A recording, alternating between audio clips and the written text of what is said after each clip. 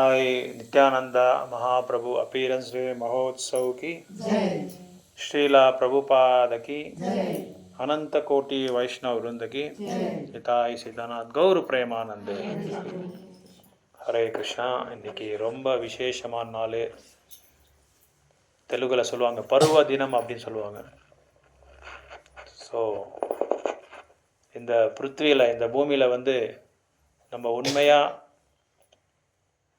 சாந்தி நிம்மதி சந்தோஷம் இதெல்லாம் நம்ம அடையணும் அப்படின்னா நித்யானந்த பிரபுவோட காரணம் அவரோட கருணை இல்லைன்னா நம்ம வந்து எதுவுமே அடைய முடியாதுன்னு சொல்லி சாஸ்திரங்களை சொல்லப்பட்டிருக்கு. நிறைய பேருக்கு கலியுகத்தில் நித்யானந்த பிரபுவை பற்றி தெரியாது, சைத்தன்ய மகாபிரபு பற்றியும் தெரியாது. ஆனால் கிருஷ்ண பலராம் பற்றி எல்லாருக்கும் பொதுவாகவே எல்லாருக்கும் தெரியும். இந்த கிருஷ்ண பலராமர் வந்து அதாவது திரேதாயுகத்தில் 4 யுகத்தில் சத்தியயுகா திரேதாயுகா துவாபரயுகா கலியுகான்னு சொல்லி சொல்லப்பட்டிருக்கு. சத்தியயுகத்தில் திரேதாயுகத்தில் வந்து கிருஷ்ணர் வந்து ராமரா தோன்றாரு, லக்ஷ்மணர் வந்து அது பலராமர் வந்து இல்லை லக்ஷ்மணராக தோன்றாரு. துவாபரயுகத்துக்கு வரும்போது அவங்க 2 பேரும் கிருஷ்ண பலராமாவே வராரு. கலியுகத்தில் வந்து இப்போ நம்ம இருக்கிற யுகம் வந்து கலியுகம் அப்படின்னு சொல்லி சொல்லப்பட்டிருக்கு. கலியுகத்தில் வந்து 4,32,000 வருடங்கள் கடந்த பிறகு தான் இந்த கலியுகமே வந்து ஒரு அதோட கால சமயம் வந்து முடியுது. ஸோ இந்த கலியுகத்தில் வந்து கிருஷ்ணரும் பலராமரும் வந்து சைத்தன்ய மகாபிரபுவா நித்யானந்த பிரபுவா வராரு. இங்கே நடுவில் இருக்க பாருங்கள், லைட் வந்து அவங்களுக்கு காமிக்கிறேன். சைத்தன்ய மகாபிரபு இங்கே நிற்கிறாங்க, இங்கே நின்றுருக்காங்களா அவங்க தான் சைத்தன்ய மகாபிரபு. உங்களுக்கு இடது பக்கம் சைத்தன்ய மகாபிரபு, அந்த வலது பக்கம் Nithyananda Prabhu. So focus on the details. So இவங்க 2 இங்கே நீங்கள் பிக்சரில் இந்த பிக்சரில் பார்க்கலாம். முக்கியமாக நித்யானந்த பிரபு வந்து என்றைக்குமே வந்து நீல ரங்கில் இருக்கிற ப்ளூ கலரில் வந்து ஆடை போடுவாங்க. சைத்தன்ய மகாபிரபு வந்து மஞ்சள் கலரில் ஆடை போடுவாங்க. அதுதான் ஒரு முக்கியமான அடையாளம். ஸோ இந்த கலியுகத்தில் எதுக்காக இவர் வந்தார், யார் இவர் இந்த நித்யானந்த பிரபு? இன்னொன்று சொல்ல மறந்துட்டேன். கலியுகத்தில் வந்து நிறைய பேர் நித்யானந்த பிரபு பேர் வச்சு ஏமாத்திட்டு இருக்காங்க சமுதாயத்தை. அது வந்து நம்ம வந்து ரொம்ப எச்சரிக்கையாக இருக்கணும். இந்த நித்யானந்த பிரபு வந்து சாதாரணமான ஒரு நபர் கிடையாது. இவர் சாக்ஷாத் பகவானோட வடிவம். இவர் கிருஷ்ணருக்கு வந்து உடனடியாக ஒரு எக்ஸ்பேன்ஷன் ஆகும்போது அவர் விஸ்தரணை பண்ணிக்கும் போது முதல் வடிவம் தான் இவர் பலராமர். இந்த பலராமர் தான் கலியுகத்தில் வந்து நித்யானந்த பிரபுவா தோண்டுவார். நித்யானந்த பிரபுவா தோண்டும் போது சைத்தன்ய மகாபிரபு நித்யானந்த பிரபு 2 பேரும் வருவாங்க கலியுகத்தில். வடக்கு வெஸ்ட் பெங்காலில் வந்து கொல்கட்டா அப்படின்னு சொல்லுவாங்க. முதல்ல அதுக்கு பேர் வந்து கல்கட்டா இருந்தது. கொல்கட்டா வந்து அது ராஜநகரம். அதோட அந்த நகரத்தில் கொல்கட்டாலேருந்து ஒரு 150-200 கிலோமீட்டர் தூரமாக மாயாப்பூர்ன்ற ஒரு இடம் இருக்குது. அந்த இடத்துல தான் சைத்தன்ய மகாபிரபு நித்யானந்த பிரபு 2 பேருமே வந்து நிறைய பால்ய லீலைகள்லாம் பண்ணியிருக்காங்க. ஸோ அந்த இடத்துல தான் பிரபுபாதர் என்ன பண்ணார், அவங்களுக்காக ஒரு பெரிய வீடை கட்டணும், ஒரு பெரிய கோயில் கட்டணும்னு சொல்லி கட்டி அவங்களோட சீடர்களுக்கு எல்லாமே ஒரு உபதேசத்தை கொடுத்தாங்க. அது கட்டின பிறகு இப்போது ரீசெண்டாக ஒரு 5-6 வருஷமாக இன்னும் ஒரு பெரிய கோயில் கட்ட போகிறாங்க. உலகத்திலேயே பெரிய கோயில், ஆசியா கண்டத்துலேயே இல்லை எல்லா கண்டத்துலேயும் உயர்ந்தமான ஒரு பெரிய கோயில். கிட்டத்தட்ட 1000 கோடி அந்த பட்ஜெட்டு. அந்த கோயில் கட்டுறாங்க இவங்களுக்காக. சைத்தன்ய மகாபிரபு நித்யானந்த பிரபு கட்டுறாங்க. ஸோ அந்த நித்யானந்த பிரபுவும் சைத்தன்ய மகாபிரபு 2 பேருமே வந்து இங்கே நிறைய பாலியல் லீலைகள்லாம் பண்ணியிருக்காங்க மாயாப்பூர் இடத்துல. அதே இடத்துல தான் நாங்கள் கோயில் கட்டியிருக்கோங்க. உங்களுக்கு எல்லாருக்குமே தெரியும் அந்தர்ஜாத்திய கிருஷ்ண சைத்தன்ய சங்கம். வாட் யூ சே ஃபார் இன் தமிழ்? அகில உலக கிருஷ்ண இயக்கம். யாராவது நீங்கள் எல்லாம் கேள்விப்பட்டிருக்கீங்களா? ஹரே கிருஷ்ணா ஹரே ராம பற்றி கேள்விப்பட்டிருக்கீங்களா? கோயில் இஸ்கான் போயிருக்கீங்களா? Okay, very good. எங்கள் பெங்களூரில் பார்த்துருக்கீங்களா? ஓ, வெரி குட். ஸோ இங்கே நம்ம மாதாஜி வீட்டில் தான் புதன்கிழமை அங்கே கிளாஸ் நடக்கும். நீங்கள் விருப்பப்பட்டால் அங்கே வரலாம். எவ்ரி வெட்னஸ்டே புதன்கிழமை வந்து நாங்கள் அங்கே சத் சங்கம் தொடங்குகிறோம். பஜனை கீர்த்தனை இருக்கும்.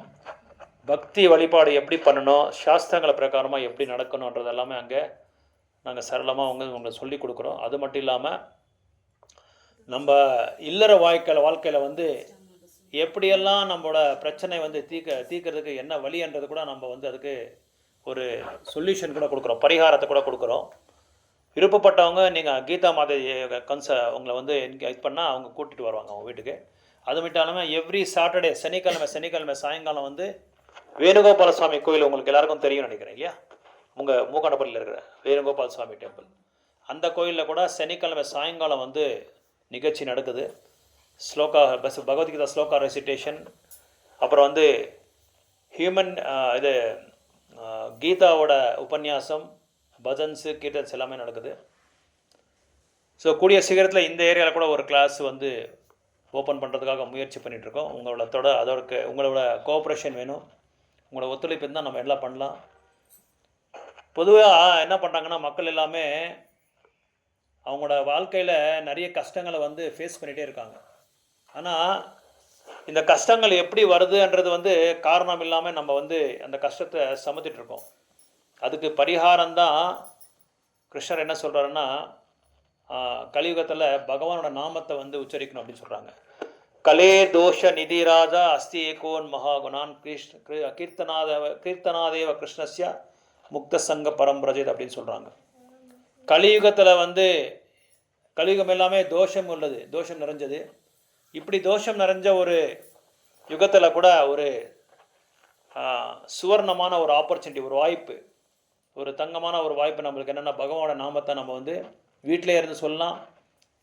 பக்தர்கள் கூட வாரத்துக்கு ஒரு தடவை நம்ம வந்து சத்சங்கம் எடுத்துக்கிட்டு வீட்டில் வந்து நம்ம கடைப்பிடிக்கலாம் அப்படின்னு சொல்லப்பட்டிருக்கு. அதனால் நம்மளோட பௌதிகமான எல்லா பிரச்சனைகளுக்கும் வந்து என்ன காரணம் அப்படின்னா, எங்கே வந்து ஒரு வீட்டில் வந்து பகவான் மையமாக இல்லையோ அந்த இடத்துல வந்து எப்பவும் சண்டை சச்சரவுகள் இதெல்லாமே நடந்துகிட்டே இருக்கும். அதனால தான் கிருஷ்ணர் என்ன பண்ணாருன்னா, 500 வருடங்கள் முன்னாடி அவர் சைத்தன்ய மகாபிரபுவா தோணினார், நித்யானந்த பிரபுவா தோணினார். ஸோ நித்யானந்த பிரபு எப்படி சொல்கிறதுனா ஆதி குரு அப்படின்னு சொல்லுவாங்க. அவங்களுக்கு நிறைய பேர் இருக்குது நித்யானந்த பிரபுக்கு. நித்தாய் அப்படின்னு சொல்லுவாங்க. நித்யானந்த பிரபு, நித்யா ஆனந்தா அப்படின்னா என்ன அர்த்தம்னா, நித்தியமும் ஆனந்தமாக இருக்கணும் நம்ம அப்படின்னா, சாஸ்வதமாக எப்பொழுதுமே நம்ம ஆனந்தமாக இருக்கணும் அப்படின்னா, நித்யானந்தரோட கருணை நம்ம அடைஞ்சாதான் அதுக்கு ஒரு சந்தோஷமோ ஒரு சுகமோ வாழ்க்கையில் வந்து நிம்மதி அப்படிலாம் அடையணும். அப்படின்னா நித்யானந்த பிரபு வந்து நம்ம வந்து என்றைக்குமே அவரை வந்து சந்தோஷப்படுத்தணும். அவரை சந்தோஷப்படுத்தணும் அப்படின்னா என்ன சொல்லப்பட்டிருக்கு அப்படின்னா, சைத்தன்ய சரிதாமிரதான்ற ஒரு நூல் இருக்குது. அதில் 9 வால்யூம் இருக்குது. அதில் ஆதிலீலா, மத்தியலீலா, அந்தலீலான்னு சொல்லி அதில் என்ன சொல்கிறாங்கன்னா, யார் ஒருத்தர் வந்து கிருஷ்ணர் நித்யானந்த பிரபு எப்படி ஒப்படைக்கப்பட்டிருக்கான்னா, கோட்டி சந்திரா, ஒரு கோடிக்கணக்கான சந்திரங்களோட வலிமை எப்படி இருக்குமோ, அந்த பிரகாசம் எப்படி இருக்குமோ, அது வந்து நித்யானந்த பிரபுவுக்கு ஒப்பிட முடியாதான். நித்யானந்த பிரபு அது பக்கத்தில் என்ன கூட ஒப்பிட முடியாது, அந்த அளவுக்கு ஒரு பிரகாசமாக இருப்பார். அது மட்டும் இல்லாமல் நித்யானந்த பிரபுவோட கருணை நம்ம அடையலைன்னா, நம்ம இந்த சைத்தன்ய மகாபிரபு அடைய முடியாது. சைத்தன்ய மகாபிரபுவோட கருணை நம்ம அடையலைன்னா கிருஷ்ணரை வந்து அடைய முடியாது. ஸோ இங்கே நித்யானந்த பிரபு எங்கே அவர் தோணினார், எந்த இடத்துல தோணினார், அவரோட வரலாறு அப்படி என்னன்னா, மாயாப்பூர் அந்த இடம் வந்து கல்கட்டா, நான் சொன்னேன் உங்களுக்கு, கல்கட்டா பக்கத்தில் மாயாப்பூர். அந்த மாயாப்பூர்லேருந்து ஒரு 4 மணி நேரம் நம்ம பிரயாணம் பண்ணால் ஏக்கச்சக்கரான்ற ஒரு இடம் இருக்குது. ஏக்கச்சக்கரா, இந்த ஏக்கச்சக்கரா அந்த இடத்துல வந்து பீமர் கூட, பாண்டவர்கள் கூட அங்கே சஞ்சாரம் பண்ணிட்டு இருக்கும்போது இந்த பகாசுரா அப்படின்னு சொல்லி ஒரு அரக்கனை வந்து அந்த இடத்துல வதம் பண்ணியிருக்காங்க. அந்த இடத்துல தான்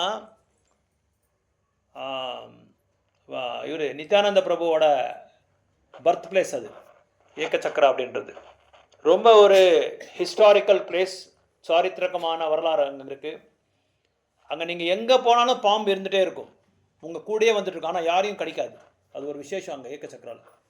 ஏன் அப்படி பாம்பு இருக்குது அப்படின்னா, நித்யானந்த பிரபு வந்து இன்னொரு அவரோட அவதாரம் எப்படின்னா ஆதிசேஷா அப்படின்னு சொல்லுவாங்க. நீங்கள் ரங்கநாதர் கோயில் எத்தனை பேர் பார்த்துருக்கீங்க? ரங்கநாதர் கோயிலுக்கு எத்தனை பேர் எடுங்க. ஓகே, அதில் அரங்கர் வந்து எப்படி சயனம் அணிஞ்சிருக்காரு? சேஷத்து மேலே இல்லையா? அந்த சேஷம் யாருன்னா பலராமர் தான். உங்களுக்கு ஈஸியாக புரியணும்னா, அந்த சேஷர் அப்படின்னா பலராமர் தான். பலராமருக்கு ஆதிசேஷான்னு சொல்லி பேர். ஆதிசேஷா, அனந்தசேஷா, நித்யானந்தா, பலராமா, லக்ஷ்மணா, ராமானுஜா, இது இத்தனை பேர் இருக்கு அவருக்கு. ஸோ இவருக்கு சேவக பகவான் அப்படின்னு சொல்லி பேர். எப்படி சேவக பகவான் ஏன் அப்படி பேர் அப்படி வந்ததுன்னா, கிருஷ்ணரை வந்து எப்படி சேவை செய்யணுன்றது வந்து இவர் நம்மளுக்கெல்லாம் காட்சி கொடுப்பார். பகவான் கிருஷ்ணருக்கு வந்து எப்படி சேவை செய்யணும். இவர் கிருஷ்ணர் தான். கிருஷ்ணருக்கு பலராமுக்கு ஒன்றும் வித்தியாசம் கிடையாது. அதே மாதிரி சைத்தன்ய மகாபிரபுக்கும் நித்யானந்த பிரபுக்கும் எதுவும் வேறுபாடு கிடையாது. 2 பேர் ஒன்று தான். ஆனால் கிருஷ்ணர் வந்து சேவையை வாங்குறவங்க, பலராமர் வந்து சேவையை வந்து தொண்டு செய்கிறவங்க, அதே மாதிரி நித்யானந்த பிரபு தொண்டு செய்கிறவங்க. ஸோ இப்படி இந்த ஏக்கச்சக்கரான்ற இடத்துல வந்து நித்யானந்த பிரபு தோணினார். ஹடாய் பண்டித் அப்புறம் பத்மாவதி தேவி, இவங்க 2 பேருக்கும் ரொம்ப நாளாக வந்து குழந்தை கிடையாது. இவங்க என்ன செஞ்சாங்க, பகவான்னா கிருஷ்ணருக்கு வந்து வேண்டுகோள் பண்ணாங்க, எங்களுக்கு பிறக்கிற அந்த குழந்தை ஏதாவது எங்களுக்கு நீங்கள் வரப்பிரசாதமாக கொடுத்தா அவங்கள வந்து முழுக்க முழுக்க வந்து ஆன்மீக சேவையில் ஈடுபடுத்திட்டு உங்களோட புகழையும் உங்களோட நாமத்தையும் வந்து நாங்கள் வந்து பரப்ப வைக்க அவங்கள வந்து உலகம் எல்லாமே பரத்த வருஷம் எல்லாமே நாங்கள் வந்து அதை வந்து பரப்புகிறோம் அப்படின்னு சொல்லி வாக்கு கொடுத்தாங்க. ஸோ அது சொன்ன ஒரு 6 மாதத்துக்கே நித்யானந்த பிரபு அவங்க கர்ப்பத்தில் தோணினார். ஒரு 9 வருஷம் வரைக்கும் வளர்ந்தார். இவங்களுக்கு ஹதாய் பண்டித்துக்கும் பத்மாவதிக்கு நித்யானந்த பிரபுனா ரொம்ப ரொம்ப வாத்சல்ய பாவம். ஒரு தாய் தகப்பனார் வந்து குழந்தை மேலே எவ்வளோ பாசம் வச்சுருக்காரோ அந்த அளவுக்கு பாசம் இவங்களுக்கு. ஸோ ஒரு நாள் ஒரு சன்னியாசி வந்தார், சங்கரா நாராயணா அப்படின்னு சொல்லி ஒரு சன்னியாசி வந்தார். அந்த சன்னியாசி வந்து இவங்க வீட்டுக்கு, அந்த காலத்திலலாம் சன்னியாசிங்க சுவாமிஜி இவங்கெல்லாம் வந்தால் இந்த மாதிரி டோர் திறந்தே இருக்கும், க்ளோஸ் பண்ணவே மாட்டாங்க. எல்லார் வீட்டுக்கும் வருவாங்க சன்னியாசிஸ். வந்து அங்கே வந்து இந்த மாதிரி கட்டுண்ட ஆத்மாக்களை வந்து கொஞ்சம் ஞானோதயம் கொடுத்து அவங்கள எப்படியாவது அந்த பௌத்திக உலகத்தோட அந்த உணர்வை வந்து அவங்கள வந்து விடுதலை பண்ணி ஆன்மீக லோகத்துக்கு போகிறதுக்காக அவங்க வந்து கொஞ்சம் சில உபதேசங்கள்லாம் கொடுப்பாங்க, சில கட்டளைகள்லாம் கொடுப்பாங்க. அப்படி வரும்போது இவங்க வீட்டுக்கு வரும்போது நித்யானந்த பிரபுவை பார்த்துட்டாரு. பார்த்த உடனே அப்பா கிட்ட கேட்குறாரு, ஹடாய் பண்டித் கிட்ட கேட்குறாரு, ஹடாய் பண்டித் பத்மாவதி, உங்கள் பையனை எங்கள் கூட அனுப்புங்க, நான் சன்னியாசியாக இருக்கிறேன், எனக்கு கொஞ்சம் வயசாகிட்டுருக்கு, ஆனால் நான் நிறைய சேவைகள் பண்ண வேண்டியதாக இருக்குது, மக்களுக்கு லோக கல்யாணம் பண்ண வேண்டியதாக இருக்குது, அதனால் நீங்கள் உங்கள் பையனை அனுப்புங்கன்னு சொல்லி கேட்கும்போது இவங்களுக்கு அப்படியே இதயத்தில் அந்த ஹார்ட் பீட் இருக்கும் பாருங்கள், அந்த பீட் அது அப்படியே ஸ்டாப் ஆகிடுச்சு அவங்களுக்கு. என்னடா நம்ம உயிர் மாதிரி அவங்கள வந்து நான் நேசிக்கிறேனே எங்கள் பையனை, அவரே அனுப்ப சொல்கிறாரு. ஏன்னா அந்த காலத்தில் சன்னியாசிஸ் ஏதாவது கேட்டால் உடனே அது வந்து செஞ்சிடுவாங்க. ஆனால் இவங்க கேட்குறது ஏதோ வேறு செஞ்சால் வேறு கேட்டால் பரவாயில்ல, அவங்க பெத்த பையனையே கேட்குறாங்க. நம்ம யாராவது கொடுப்போமா, பெத்த பையனை எடுத்துகிட்டு போங்க பரவாயில்ல, நீங்கள் எங்கள் பையன் பெரிய எங்களுக்கு தலைபாரமாக இருக்குது, பூமிக்கு பாரம் எனக்கு யாராவது கொடுப்பானா, அவன் கெட்டவனாக இருந்தாலும் சரி அவனை நம்ம விட மாட்டோம். ஆனால் இவங்க வந்து என்ன பண்ணாங்க, 2 பேரும் பேசிக்கிட்டு, இல்லை இது வந்து ஒரு பெரிய ஃபார் அ ஹையர் பர்பஸ் அப்படின்னு சொல்கிறாங்க. அதாவது உயர்ந்தமான ஒரு சேவைக்காக நம்ம அனுப்ப வேண்டிய ஒரு சூழ்நிலை இருக்குது, நம்ம அவர் கூட அனுப்பிச்சிடலாம் சொல்லி அவர் கூட அனுப்பிச்சிடுறாரு. அப்போ தான் நித்யானந்த பிரபு அவங்க கூட போய் அந்த கல்வியெல்லாம் கற்றுக்கிறாங்க. அப்புறம் சைத்தன்ய மகாபிரபு நித்யானந்த பிரபு வந்து ஒரு பக்தர் வீட்டில் வந்து சந்திப்பாங்க, 2 பேரும் சந்திப்பாங்க. 2 பேரை சந்திச்சுட்டு நித்யானந்த பிரபு சைத்தன்ய மகாபிரபுக்கு சேவை பண்ண ஆரம்பிச்சிடுறாங்க. இங்கே நித்யானந்த பிரபு நிறைய சேவைகள். இவருக்கு இன்னொன்று பேர் என்னென்னா, நான் ஆல்ரெடி சொன்னேன் ஆதி குரு அப்படின்னா, இந்த பிருத்வியில் எத்தனை குருமார்கள் இருக்காங்களோ, அதாவது சம்பிரதாயத்தில் இருக்கிற ப்ராப்பர் சம்பிரதாயம், ஒரு சரியான சம்பிரதாயம், பிராமணிக சம்பிரதாயம், தக்க சம்பிரதாயத்தில் இருக்கிற எல்லா குரு மார்க்கங்களுக்கும் இவர் தான் குரு. இவரால் தான் எல்லாருமே தோண்டப்பட்டிருக்கு. அதனால தான் இவருக்கு வியாச பூஜை கூட பண்ணுவார். உங்களுக்கெல்லாம் கோயிலில், எங்கள் இஸ்கான் கோயிலில் வந்து சில கோயிலெலாம் அவங்கள வந்து ஒரு சிம்மாசனத்து மேலே உட்கார வச்சு அவங்களோட விக்கிரகத்தை வியாச பூஜான்னு செய்வோம். வியாச பூஜான்றது குரு பூஜை செய்கிறது. அதாவது வியாச மகர்ஷிக்கு பிரதிநிதிகளை வந்து உட்கார வச்சு நம்ம வந்து அவரோட பிறந்த நாளில் வந்து நம்ம வந்து வியாச பூஜை பண்ணுவோம். நம்ம எப்படி பர்த்டே செஞ்சுக்கிறோமோ அந்த மாதிரி. அப்படி ஒரு நாள் இவருக்கு இன்னொரு பேர் அவதூத் அப்படின்னு சொல்லி பேர் இருக்குது. ஏன் அவதூதர் அப்படின்னு சொல்லி பேருன்னா, இவர் என்ன பண்ணுறாருன்றது எல்லாருக்குமே வித்தியாசமாக இருக்கும். சாமானியமாக பக்தர்கள் என்ன செய்கிறாங்களோ அதை இவங்க செய்ய மாட்டாங்க. இவங்களே அவங்களோட செயலில் வேறு மாதிரியே இருக்கும். அவங்களோட செயல் வேறு மாதிரி இருக்கும்போது ஒரு தடவை என்ன பண்ணாங்க, வீட்டுக்கு வந்துட்டு அவங்க வீட்டுக்கு வந்துட்டு சைத்தன்ய மாபு இன்னொன்று பண்ணுறாரு. ஆமாம், சச்சி மாதா சைத்தன்ய மகாபிரபுவோட அம்மா பேர் வந்து சச்சி மாதா. சச்சி மாதாவை நித்யானந்த பிரபு கூட்டு வந்து சொல்கிறாங்க, இப்போ எனக்கு நீங்கள் எப்படி தாயோ அதே மாதிரி நித்யானந்த பிரபுக்கும் நீங்கள் வந்து பையனாக பார்க்கணும், அவங்கள எங்கள் 2 பேரையும் சமானமாக பார்க்கணும் அப்படின்னு சொல்லி சைத்தன்ய மகாபிரபு வந்து நித்யானந்த பிரபு வந்து அறிமுகம் பண்ணுறாரு. அன்னிலேருந்து இவர் என்ன பண்ணுறாரு, சச்சி மாதா 2 பேரையும் வந்து தன்னோட குழந்தைங்களாக பார்த்துக்கிறாங்க. அவங்க வீட்டில் யார் விக்கிரகம் வச்சுருக்காங்கன்னா, எந்த விக்கிரம் வச்சுருக்காங்க, கிருஷ்ண பலராமோட விக்கிரகத்தை வச்சுருக்காங்க. ஸோ இவர் நித்யானந்த பிரபு இந்த மாதிரி சொன்னோடனே சச்சி மாதா கூட நிறைய கேர் எடுத்துக்கிறாங்க அவங்க மேலே. எப்போல்லாம் இவங்களுக்கு உணவு பரிமாறுறோ அப்போது நித்யானந்த பிரபு கூப்பிட்டு உணவெல்லாம் பரிமாறுறாரு. அவங்களுக்கு நிறைய சேவை செய்ய ஆரம்பிச்சிடுறாரு. நித்யானந்த பிரபுவுக்கு அவதூத்தன்னு சொல்லி ஏன் பேருன்னா, அவரோட செயல்கள் எல்லாமே டிஃப்ரெண்ட்டாக இருக்கும். அவர் பண்ணுற இதெல்லாமே டிஃப்ரெண்ட்டாக இருக்கும். ஒரு தடவை துணியை போட்டுக்க மாட்டாங்க, வந்து நின்று எல்லோரும் முன்னாடி நின்றுடுவாங்க. அப்போது ஒரு நாள் வந்து அவர் மேலே வந்து ருமால் இருந்தது, அந்த ருமால் கொடுத்து நித்யானந்த பிரபு வந்து கவர் பண்ணுறாரு சைத்தன்ய மகாபிரபு. ஏன் அப்படி நடந்துக்கிறான்றதே அவங்களுக்கே தெரியலை. ஒரு நாள் வியாச பூஜை பண்ணுறாரு இவர். ஸ்ரீவாஸ் பிரபுன்றது வந்து நாரதமுனி அவரோட அவதாரம் கலியுகத்தில். அந்த ஸ்ரீவாஸ் பிரபு என்ன பண்ணுறாரு, இன்றைக்கி வியாச பூஜை பண்ணும், வியாசரோட இது தோன்ற நாள், அதனால் அவருக்கு நம்ம வந்து இன்றைக்கி குரு பூஜை பண்ணோன்னு சொல்லி ஒரு மாலையை கோக்கிட்டு நித்யானந்த பிரபு கொடுத்துட்டு நீங்கள் வியாச மகர்ஷிக்கு போடுங்க அப்படின்னு சொல்லி கொடுத்தா, அவர் என்ன பண்ணுவார், கொடுங்கன்னு சொல்லி அவர் வாங்கி போட்டுக்கிறாரு. கொடுத்தது வந்து வியாச மகர்ஷிக்கு போட சொல்லுது. வியாச மகர்ஷி வந்து பகவானோட இலக்கிய அவதாரம், அவரோட விக்கிரகத்துக்கு போடுன்னு சொன்னால் இவரே எடுத்து போட்டுக்கிட்டு ஓகே ததாஸ்து இல்லைங்க உங்களுக்கு இல்லைங்க வியாச மகர்ஷிக்கு போடுங்கன்னு சொன்னால் நீங்கள் போட்டுக்கிட்டு இருக்கீங்களே, என்னங்க நீங்கள் எப்படி பண்ணுறீங்க அப்படின்னா, இல்லை பரவாயில்ல ஒன்றும் இல்லை, நானே வியாச மகர்ஷி அப்படின்றாரு, எனக்கே போடுங்க அப்படின்றாரு. அவரே வாங்கி போட்டுக்கிறார், அவர் போட்டார்.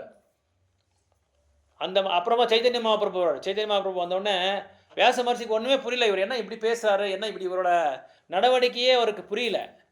ஸோ உடனே சைத்தன்ய மகாபிரபு கிட்ட போய் ஸ்ரீவாஸ் பிரபு சொல்கிறாரு, மகாபிரபு இந்த மாதிரி பண்ணுறாரு நித்யானந்த பிரபு, எனக்கு ஒன்றுமே புரியலன்னு சொல்லி சொன்னால், அப்போது நித்யானந்த பிரபு என்ன பண்ணுறாரு, அந்த மாலை கொண்டு போய் சைத்தன்ய மகாபிரபு போடுறாரு.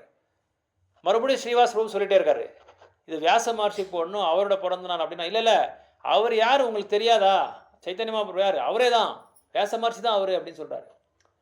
இப்படி அவரால் நடந்துக்கிறதுக்கு காரணம் என்னென்னா, நித்யானந்த பிரபு வேறு யாரும் கிடையாது, பகவானோட அவதாரம் தான். அதனால தான் அவர் அந்த மாதிரி நடந்துக்கிறாரு. அதை வந்து நம்ம புரிஞ்சுக்கணுன்றது வந்து ஆச்சாரியா சொல்கிறாங்க. ஸோ அதனால் சைத்தன்ய மகாபிரபு என்ன சொல்கிறாருன்னா, ஒரு நாள் ஒரு பெரிய இந்த மாதிரி கூட்டத்தில் கீர்த்தனை நடந்துட்டுருக்கு.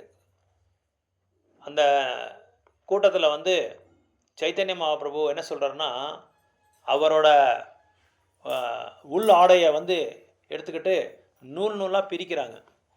நூலாக பிரிச்சுட்டு அங்கே இருக்கிறவங்க எல்லாருக்குமே சொல்கிறாங்க, நல்லா கேட்டுக்கோங்க, இப்போ ஒரு அனௌன்ஸ்மெண்ட் நான் பண்ணுறேன், ஒரு அறிவிப்பு.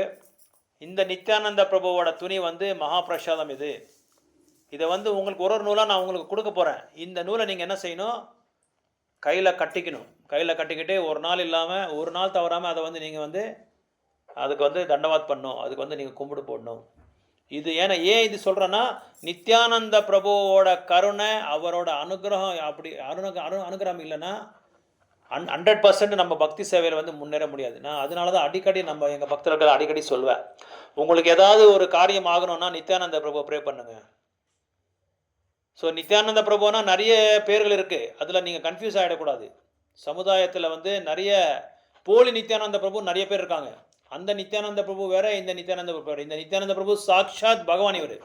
இவர் பேர் ஏகசக்கர நித்யானந்தா. இவர் சாக்ஷாத் பகவான் கிருஷ்ணரோட வடிவம் இவர். ஸோ ஏன்னா நிறைய நித்யானந்த பிரபுவோட கன்ஃபியூஸ் ஆகிடுவாங்க நிறைய பேர். அதனால தான் சொல்கிறேன், அவங்களாம் ஏன்னா சோகால்டு பேரளவுக்கு மட்டும்தான், அவங்க வந்து சரியான ஒரு சாஸ்திரங்களை கடைப்பிடிக்கிறதில்ல. அவங்களுக்கு வந்து சரியான குரு பரம்பரில் அவங்க வந்து எடுக்கலை. அந்த அவங்களுக்கும் இவங்களுக்கும் வந்து கன்ஃபியூஸ் பண்ணிக்காதீங்க. இவர் வந்து சாக்ஷாத் நித்யானந்த ஏகசக்கர நித்யானந்த பிரபு. இவர் இன்னொரு அந்த இடத்துக்கு ஏகசக்கர எதுக்கு பேர் வருது அப்படின்னா, துவாபர யுகத்தில் உட்கார வைங்க மேலே. ஸோ கீழே முடியாதவங்க மேலே உட்காந்துருங்க, தயவுசெய்து வெக்கப்படாதீங்க. கீழே முடியாதவங்க மேலே உட்காந்துருங்க. ஸோ ஏகசக்கரான்ற இடம் எதுக்கு அதுக்கு அந்த பேர் வந்திருக்குன்னு அப்படின்னா, இந்த மகாபாரத்தில் வந்து குருக்ஷேத்திர போர் நடக்கும்போது பீஷ்மரை வதம் பண்ணணும்னு சொல்லி என்ன பண்ணுறாருன்னா, கிருஷ்ணர் ரதத்தோட சக்கரத்தை எடுத்துகிட்டு வந்து பீஷ்மரை வந்து வதம் பண்ண போகிறாரு. அப்படி வரும்போது அர்ஜுனரே வந்து அவரை நிறுத்துறாரு. நீங்கள் வந்து வாக்கு கொடுத்துருக்கீங்க, என்ன வாக்கு கொடுத்துருக்கீங்க, ஆயுதமே நீங்கள் பயன்படுத்தக்கூடாதுன்னு சொல்லி வாக்கு கொடுத்துருக்கீங்க, அதனால் நீங்கள் இது வந்து பயன்படுத்தக்கூடாது அப்படின்னு சொல்லி, அது இல்லாமல் நீங்கள் போர் பண்ணுறதுலன்னு கூட நீங்கள் வாக்கு கொடுத்துருக்கீங்க. அதனால் கிருஷ்ணர் அதை வந்து தூக்கி அப்படி எறிகிறாங்க அந்த சக்கரத்தை. யாரும் எத்தனை பேர் பார்த்துருக்கீங்க? யாராவது பார்த்துருக்கீங்களா? கிருஷ்ணர் வந்து சக்கரத்தை இப்படி பிடிச்சி, ரொம்ப அருமையான ஒரு பிக்சர், அது எக்ஸலண்ட்டாக இருக்கும் அது பார்க்குறதுக்கு. இந்த ரதத்தோட சக்கரத்தை இப்படி பிடிச்சி கிருஷ்ணர் வந்து பீஷ்மரை நோக்கி போகிறாரு வதம் பண்ணுறதுக்காக. அந்த சக்கரத்தை தூக்கி எரிஞ்சிருவார் கிருஷ்ணர். அர்ஜுனர் சொன்னனால, ஆமாம்மா நான் மறந்துட்டேன் வாக்கு கொடுத்துறேன்னு சொல்லி.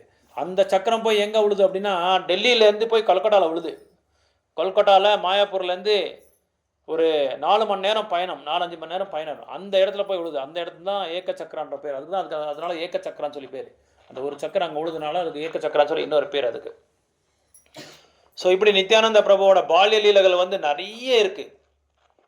அதாவது என்ன சொல்கிறாங்கன்னா, கிருஷ்ணர் கூட தன்னோட 125 வருடங்களில் காலகட்டத்தில் அந்த அளவுக்கு லீலைகள் பண்ணலையா. ஆனால் சைத்தன்ய மகாபிரபு, நித்யானந்த பிரபு அத்தனை லீலைகளும் பண்ணியிருக்காங்களாம்.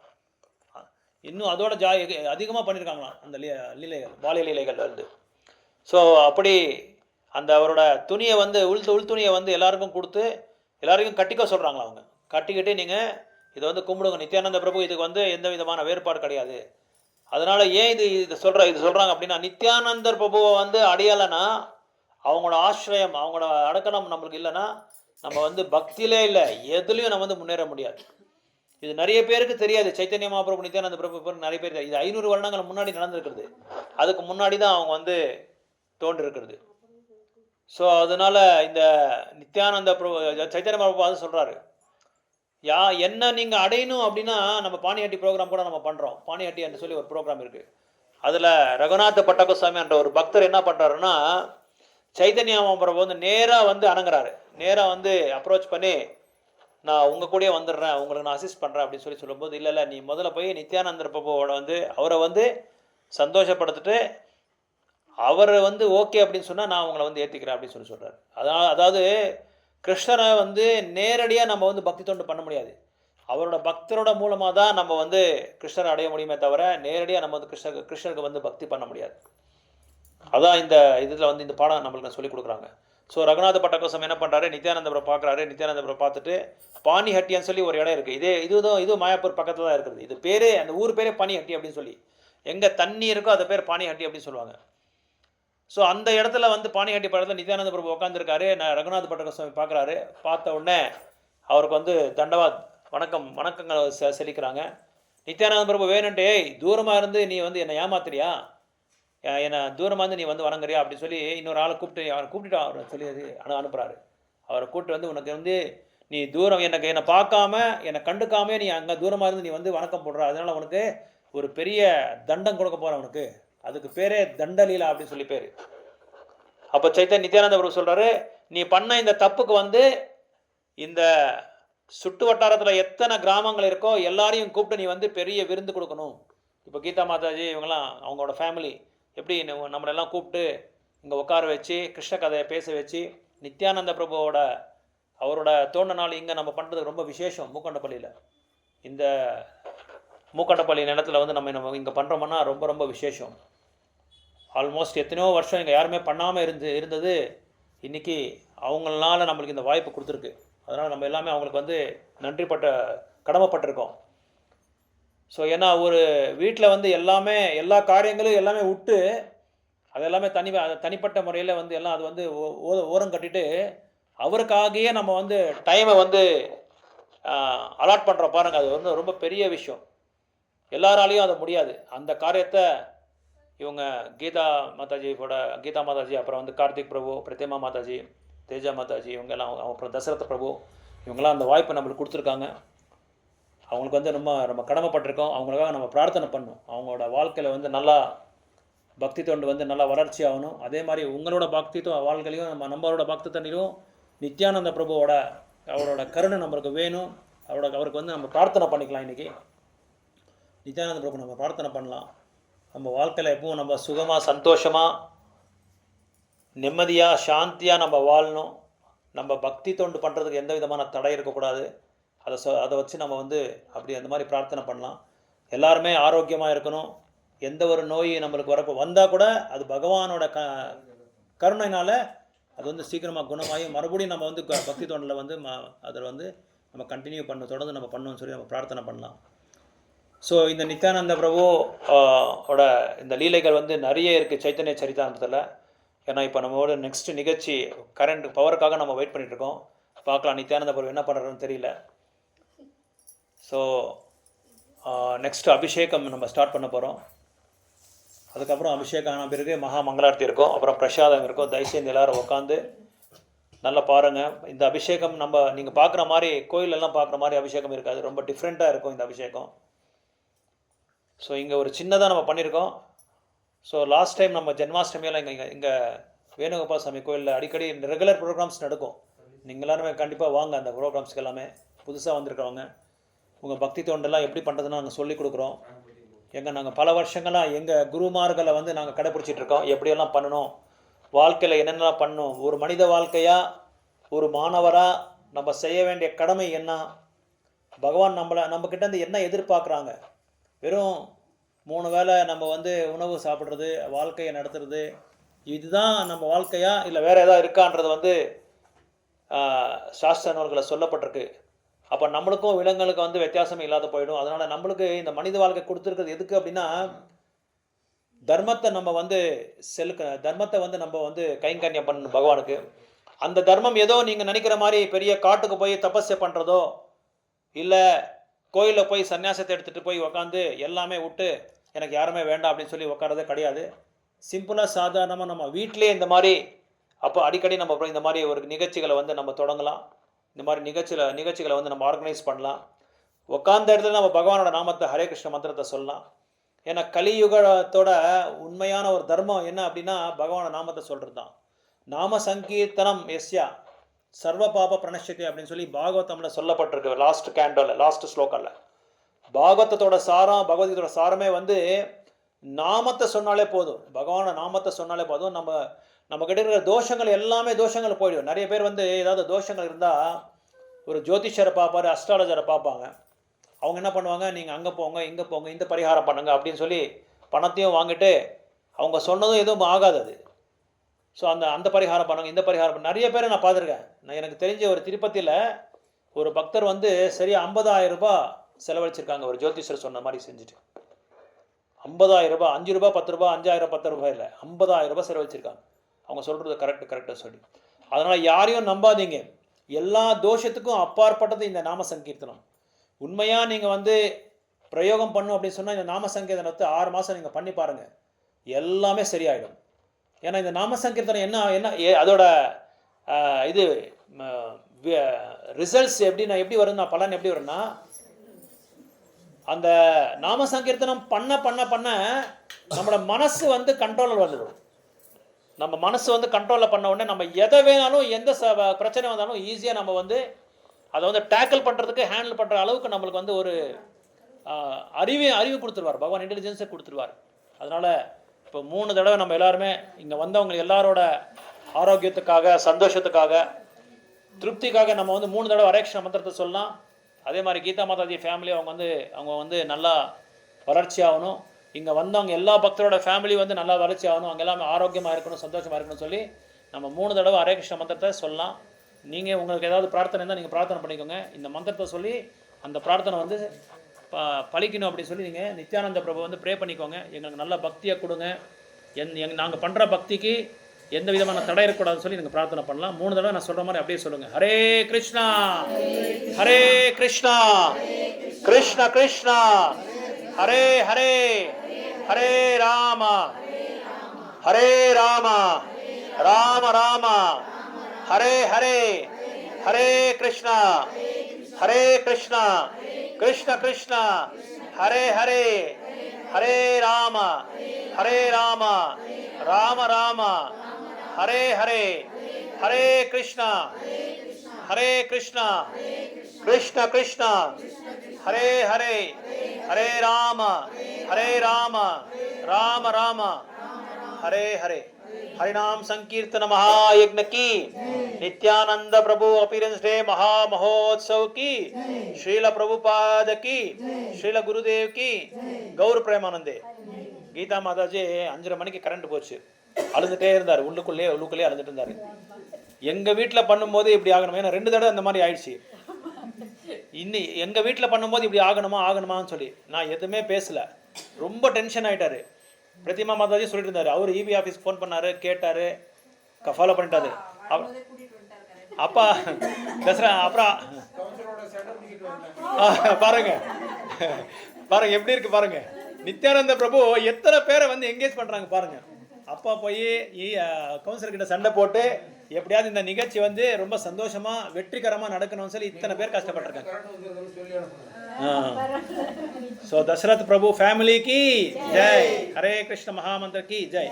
இப்போ வந்து நம்ம அபிஷேகம் பண்ணலாம். எல்லாரும் கொஞ்சம் பிரம்ம சமிதா ப்ளே பண்ணுங்க.